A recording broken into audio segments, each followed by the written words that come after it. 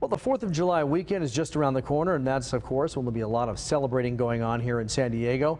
Airbnb has just released numbers that show that it blocked more than 6,000 potentially risky bookings from happening here in the past year. And joining us from Chicago to speak about the ongoing effort to crack down on unauthorized parties is Airbnb's Ben Bright. Ben, thanks so much for being here today. You just released these numbers. Really, it's a warning ahead of the big holiday weekend.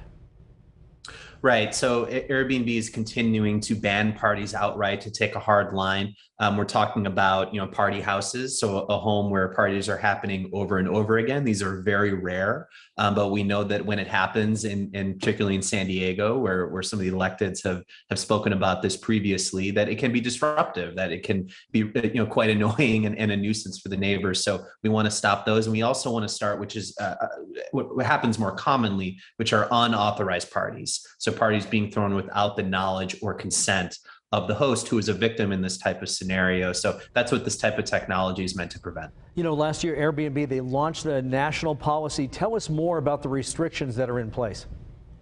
Sure. So what this technology does is it says if you are under the age of 25 and you do not have a history of positive reviews, we are not going to allow you to make an entire home booking local to where you live. So just for example, if I'm an 18-year-old and I live in San Diego and I want to go visit Berkeley because I'm thinking of going to school there, that's fine. We'll let you get a listing out there that's not local to where you live. But if I'm that same 18-year-old and I don't have any reviews on Airbnb and I want to book a mansion in San Diego in one neighborhood over, that doesn't seem like a particularly good idea. So that's the type of reservation that we would block. And again, it's all about stopping as many unauthorized parties as possible. Yeah, and let's talk about the consequences, or maybe the punishment's a better word, for people who continually try to violate this.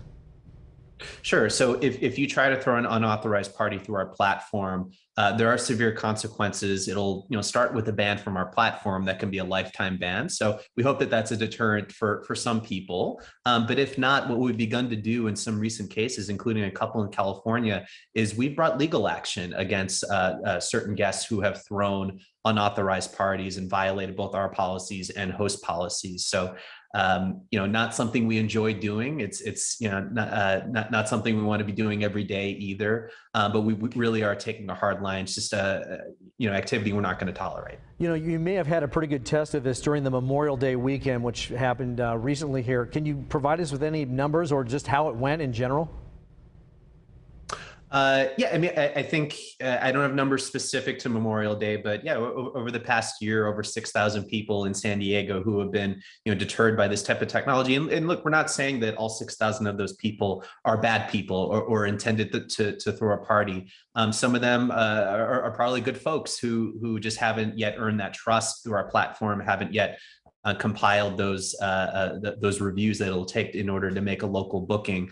But we hope that we've stopped a whole number of parties in the process. That's the goal. Yeah, obviously it's been a pretty good success. How long are you going to plan to keep this policy in place?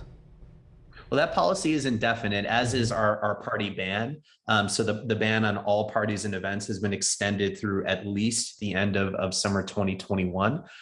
So we'll reassess at that point, but we're continuing to take additional measures on certain holidays that may pose an elevated risk for certain parties. So that's why over the 4th of July, we'll be building upon that policy to say we will not allow any one-night bookings for those who do not have a history of positive reviews. It doesn't matter how old you are, doesn't matter if it's a local booking or not. No one-night reservations if you don't have the history of positive reviews, and that's just all about really promoting safe and responsible travel. All right, Ben Bright from Airbnb, thank you for joining us from Chicago today. We always appreciate you coming on the broadcast. Again, thanks for your time.